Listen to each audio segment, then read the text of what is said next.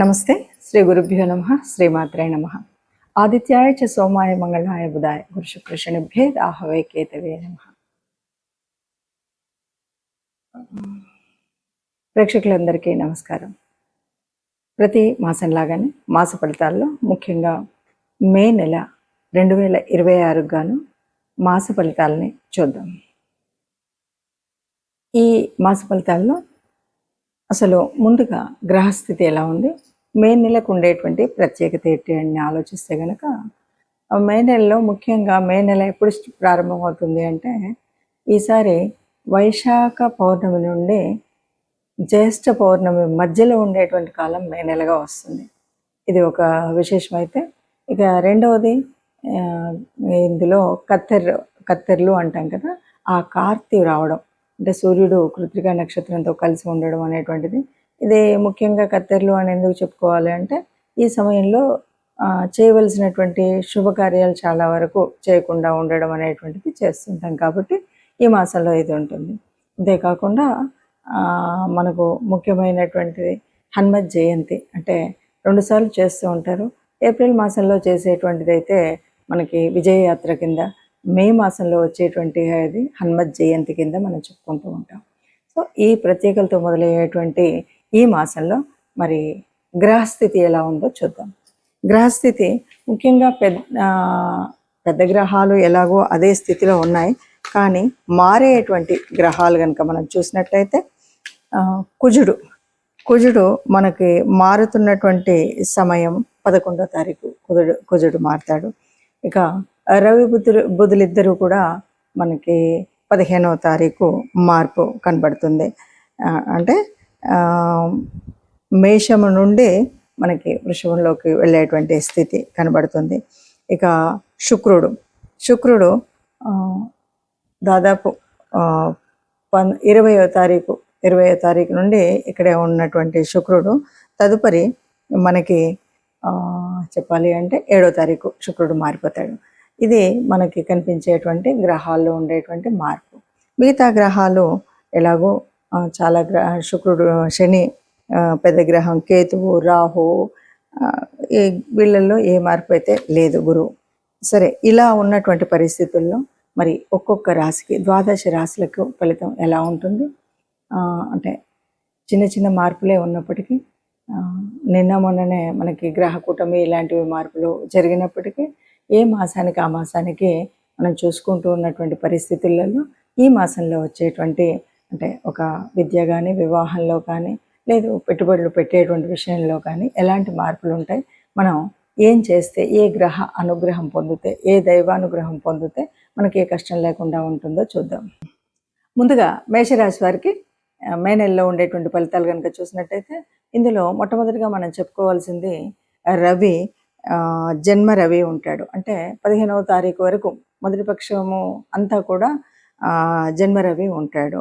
ఇక 11 నుండి మనకి కుజుడు, తర్వాత ఏళ్ళనాటి శని ప్రభావం ఎలాగో మేషరాశి వారికి ఉన్నది అన్నది మనకు అందరికీ తెలిసిందే.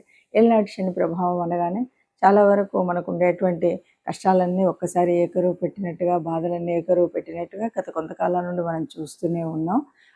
అది అలా ఉంటూ ఉన్నప్పటికీ మరి మనకి ఇంకా కొన్ని గ్రహాల మార్పుల వల్ల జరిగేటువంటి మంచి ఏంటి, చెడు ఏంటి, ఆ కష్టాన్ని తొలగించేటువంటి స్థితి ఏంటో చూస్తే, ఇక్కడ మనం చెప్పాల్సిందే ముఖ్యంగా, ఎందుకంటే ఒకవైపు ఏళ్ళనాటి శని ఉన్నారు, ఒకవైపు జన్మరవి ఉన్నాడు. ఇలాంటి పరిస్థితుల్లో మరి ఎలా ఉంటుంది అని అనుకుంటే కనుక, తప్పనిసరిగా ప్రతి విషయంలోనూ, అంటే అది వ్యాపారం అవ్వచ్చు, ఉద్యోగం అవ్వచ్చు, ఇంటి వ్యవహారం అవ్వచ్చు, సమాజంతో సంబంధం అవ్వచ్చు, ఏదైనా సరే కూడా దాన్ని మనం ఒక ఆలోచన విధంగా, అంటే మంచి చెడు ముందు వెనక ఆలోచించి ముందుకు సాగాలి అని చెప్పాలి.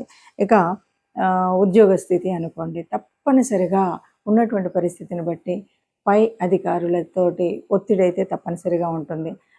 మనం ఎంత పని చేస్తున్నా కూడా వాళ్ళు ఇంకా తృప్తి పడేటువంటి స్థితి మనకు ఉండదు.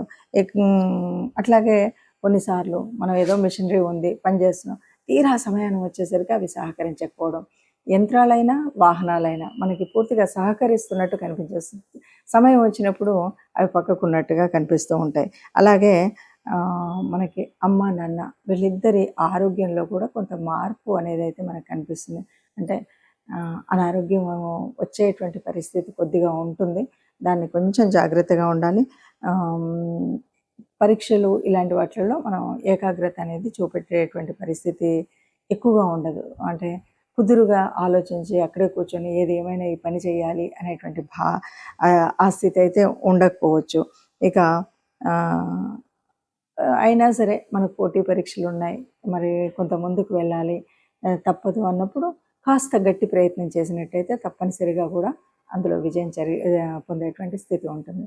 ఇలా ఏది ఏం చెప్పినా కూడా మనం ఒక్క విషయాన్ని మాత్రం గట్టిగా చెప్పొచ్చు, మొదటి పక్షం కొద్దిగా అంతంత మాత్రంగానే ఉంటుంది. సమన్వయంతో ముందుకు సాగితే బాగుంటుంది. రెండవ పక్షంలో మాత్రం చక్కగా ఆనందంగా మొదటి పక్షంలో కంటే చాలా మెరుగ్గా ఉంటుందని చెప్పచ్చు.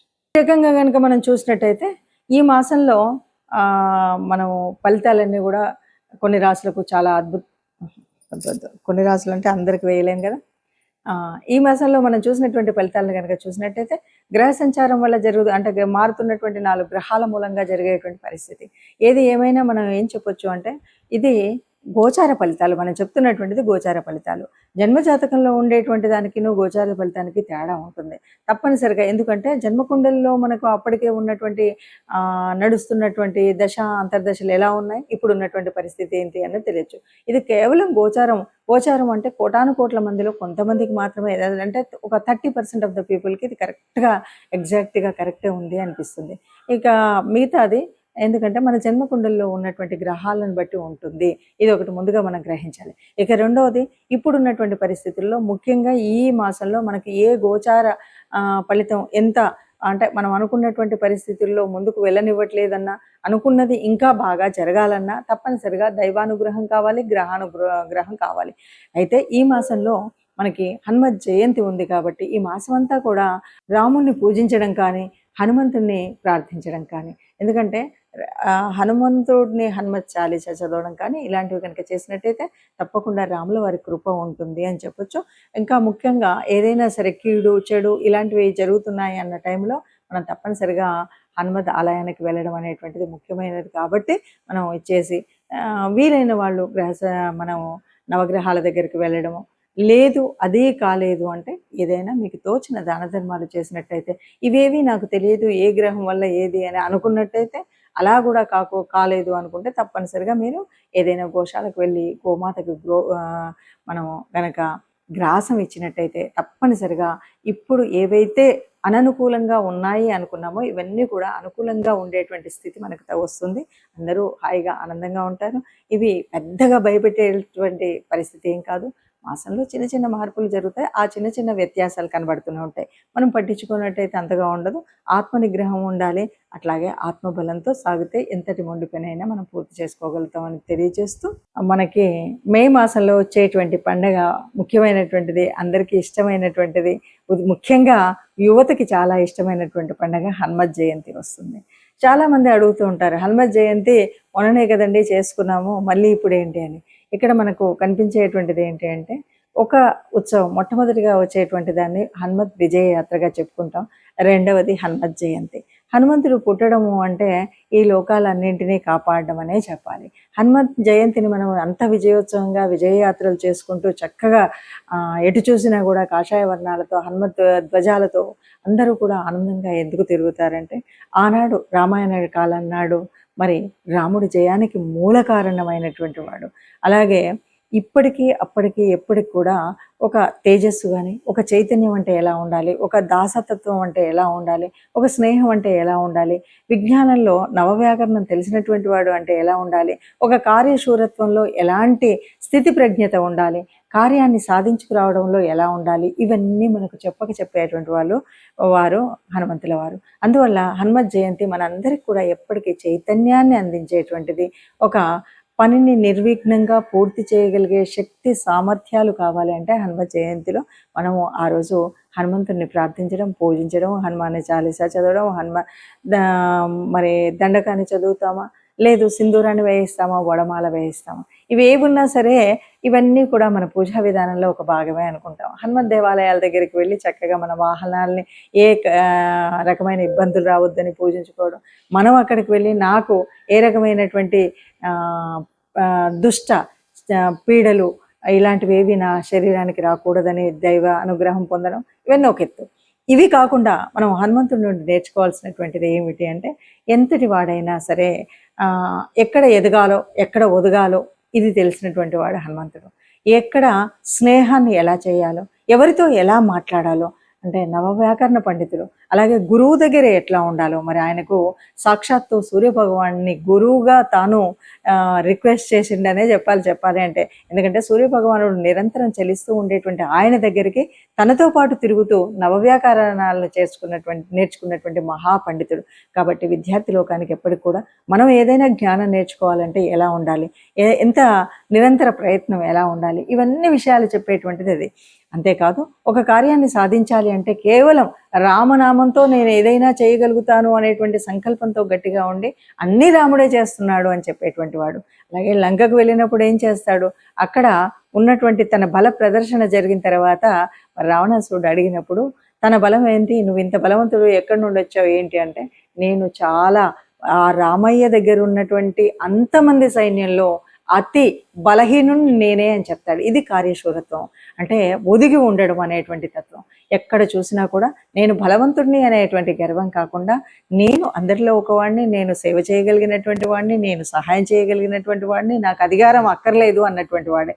అందుకే కదా సుగ్రీవుడి తనకు ఒక రాజ్యాన్ని ఉండగలిగినటువంటి అయినప్పటికీ కూడా సుగ్రీవుడి దగ్గర మంత్రిగా పనిచేసినటువంటి వాడు.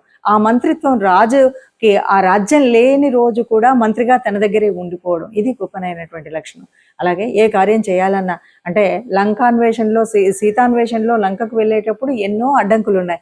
ఎక్కడికక్కడ ఎదిగినప్పుడు ఎదిగాడు, ఒదిగినప్పుడు ఒదిగాడు. అంతే తప్ప హాయిగా ఆహార వ్యవహారాల్లో నేను చాలా ఆనందపడుతూ ఉండొచ్చు అనేటువంటి పరిస్థితి కాకుండా, మైనాకుడు సాయం చేద్దామని వచ్చిన రోజు కూడా ఇప్పుడు కాదు, నేను కార్యం పూర్తయిన తర్వాత అంటూ చెప్పినటువంటి మహానుభావుడు. అందువల్ల హనుమత్ జయంతి అనేటువంటిది కేవలం ఒక ర్యాలీ చేసుకోవడానికి ఇంకో కాదు. హనుమంతుడు ఏ రకంగా తన ధర్మ రక్షణ కోసం రాముణ్ణి తన గుండెల్లో నిలుపుకున్నటువంటి భక్తుడుగా, రామ రాజ్యం కోసం పాటుపడినటువంటి ఒక సైనికుడిగా, సీతాన్వేషణలో తాను చేయవలసినటువంటి కార్యసాధకుడు ఎలా ఉండాలో అలాంటి కార్యసాధకుడుగా మనం ఆయన్ని ఆదర్శంగా తీసుకుంటే హనుమత్ జయంతిని చక్కటి పండగగా జరుపుకున్న వాళ్ళం అవుతాం.